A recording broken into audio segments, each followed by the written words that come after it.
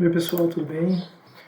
Hoje a gente vai dar uma analisada na lista de exercícios 19, que é sobre diagonalização. Então essa seção é a seção 5.3 do livro, tá? E ela é relacionada diretamente ao cálculo de autovalores e autovetores. Uma das aplicações dela é calcular a potência de matrizes, tá? Potências de ordem alta, né? Então aqui, ó, se a gente tem uma matriz quadrada, tá? Ela pode ser diagonalizável, né? O que quer dizer poder ser diagonalizável? A gente pode escrever ela de uma forma fatorada, como um produto de três outras matrizes, tá? Onde P é a matriz das colunas dos autovetores, da minha matriz A, D é a matriz diagonal dos autovalores, também da minha matriz A, e P-1 é a inversa da minha matriz P, né? Uma vez que as colunas dos autovetores aqui, quando ela é diagonalizável, elas formam uma base, né, para outro espaço LI. Ok? Então, aqui, o primeiro exercício, ó, seja A, né, igual a P vezes D vezes P-1, calcule A na 4. Tá? Então, como eu falei, essa aplicação, né, de calcular potências é porque essa diagonalização faz a gente fazer menos cálculos, tá? Quando a gente calcula as potências. Por exemplo, se a gente fosse calcular A na 10, a gente deveria fazer A vezes A vezes A 9 vezes, né? Isso nos demandaria tempo, porque as matrizes, elas não basta somente levar os valores da matriz, né, na 10. A gente precisa fazer a multiplicação, tá? A única matriz que a gente pode fazer isso, levar os valores da matriz, né, na potência, é a matriz diagonal.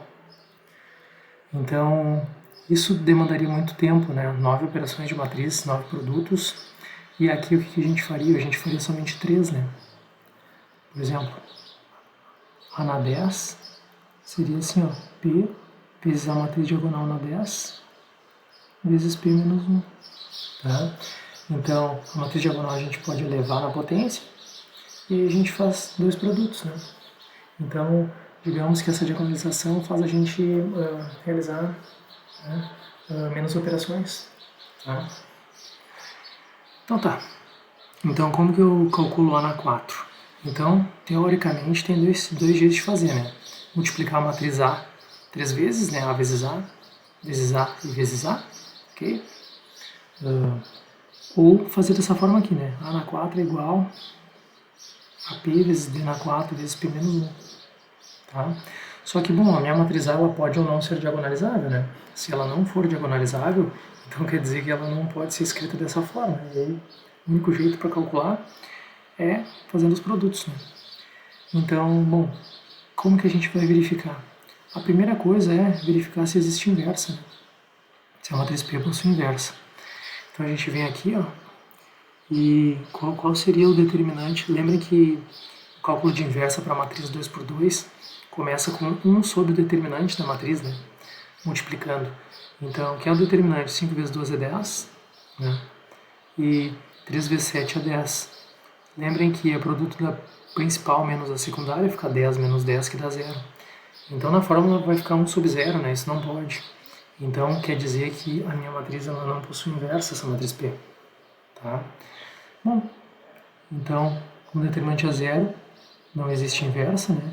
E a minha matriz não é diagonalizável. Eu não consigo escrever dessa forma aqui, ó. Tá? Então para calcular, a gente deveria fazer os produtos aqui.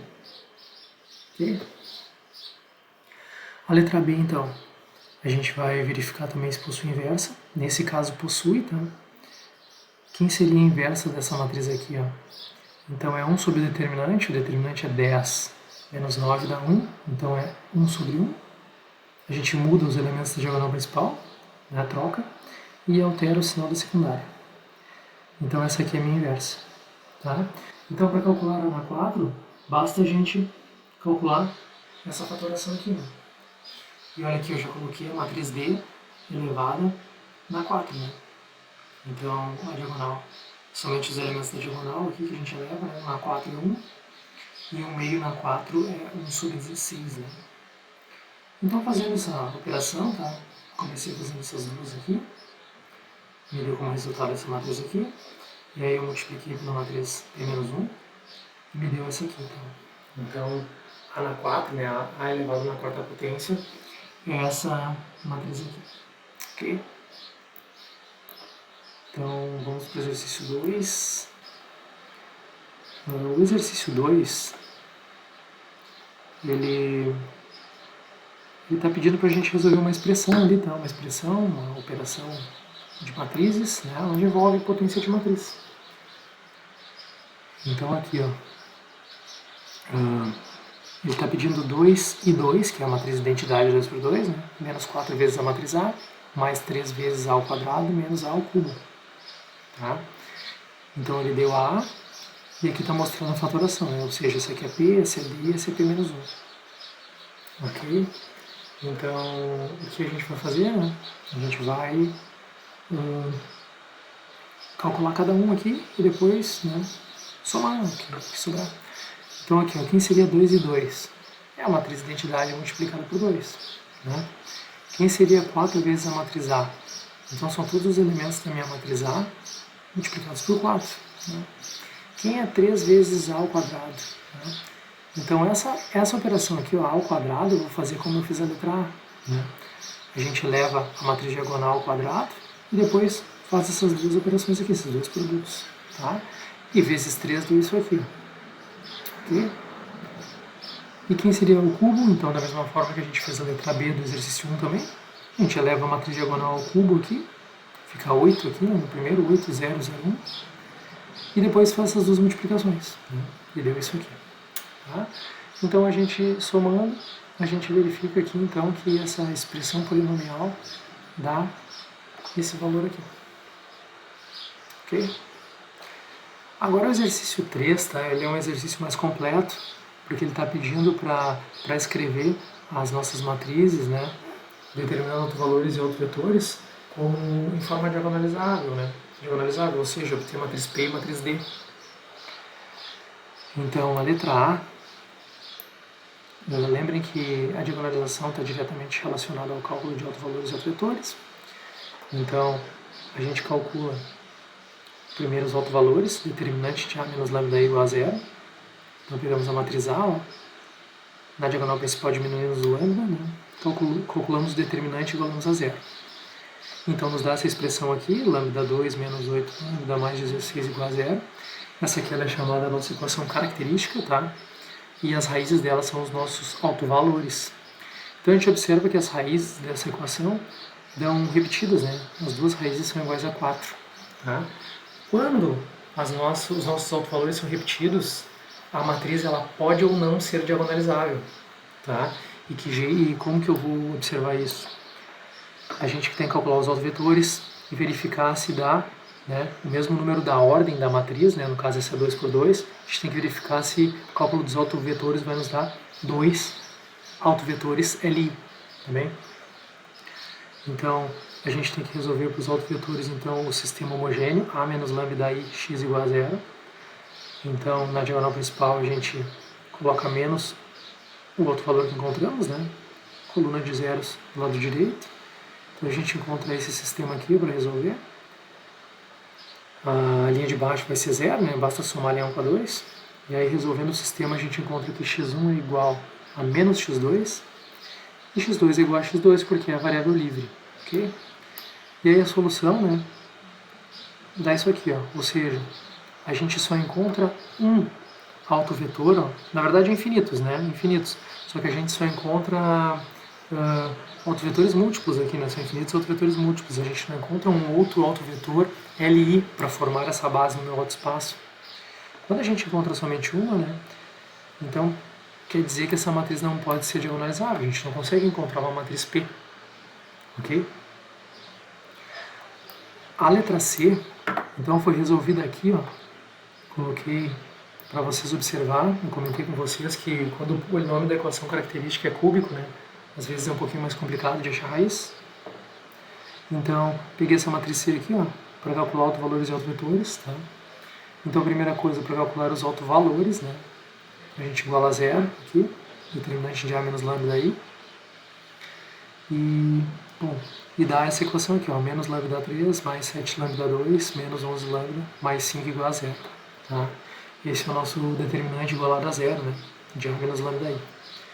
Então, como ela é cúbica, né, o que a gente tem que fazer? A ideia é a gente encontrar uma raiz dela, né, inteira, e depois dividir essa cúbica por lambda menos a raiz que a gente encontrou. E aí, como resposta, vai nos dar uma matriz vai nos dar um polinômio, né, de ordem menor, no caso um polinômio quadrático, e aí a gente faz Bhaskara e encontra as outras duas. Então aqui, para uma equação cúbica ainda existe uma maneira de determinar suas raízes por meio de radicais, né? Então a gente busca inicialmente as raízes racionais para essa equação. Então os divisores inteiros do termo independente é mais ou menos 5 e mais ou menos 1, e os divisores inteiros do coeficiente do termo de maior grau, que é mais ou menos 1. Tá?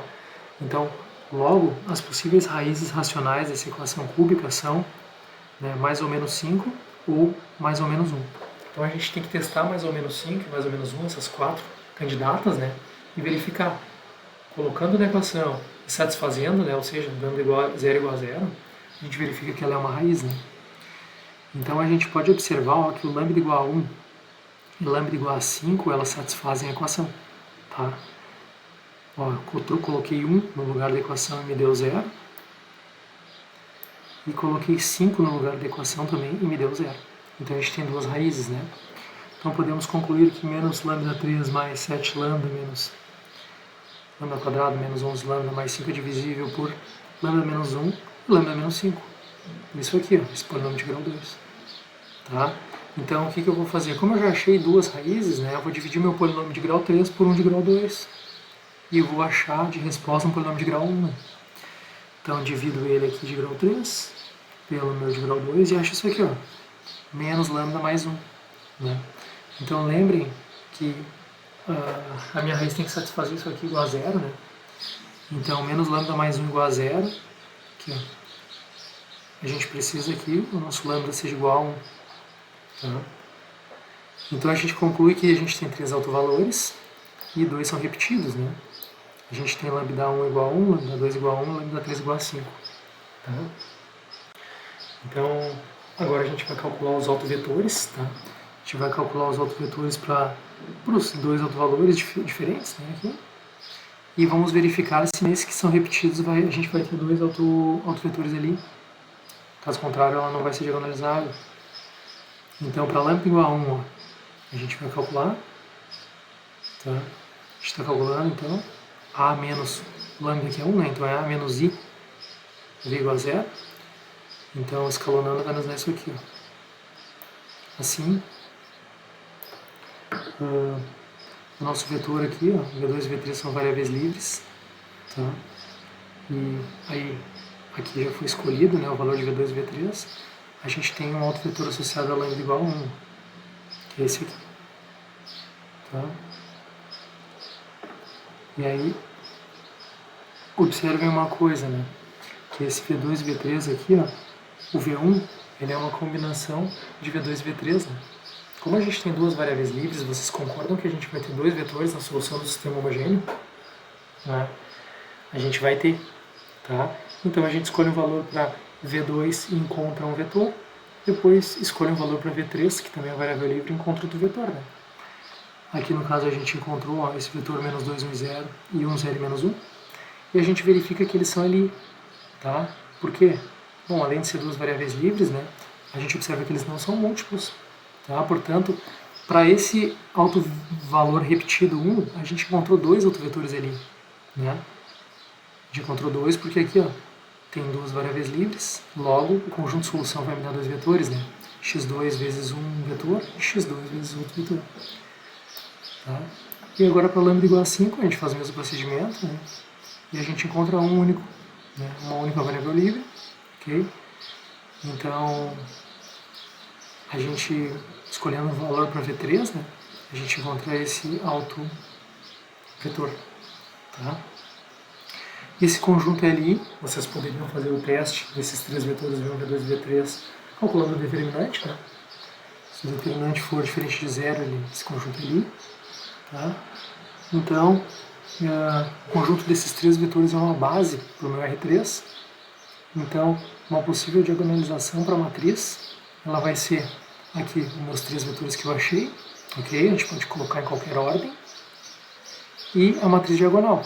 Agora, a ordem da matriz diagonal, a gente segue a ordem que a gente fez a matriz P, né? No caso V1 aqui, ó, a primeira coluna e a segunda são respectivos a lambda igual a 1, então nas duas primeiras elementos da diagonal aqui, né? A gente tem que colocar 1. E a terceira coluna aqui diz respeito ao outro valor 5, então a gente coloca o último elemento 5. Tá? Então, encontrando uma matriz P e uma matriz D, a gente pode concluir que a minha matriz ela é diagonalizável. Ok? Então, essa é a lista, tá? Espero que vocês consigam trabalhar com ela, tá? Bons estudos e até a próxima, pessoal.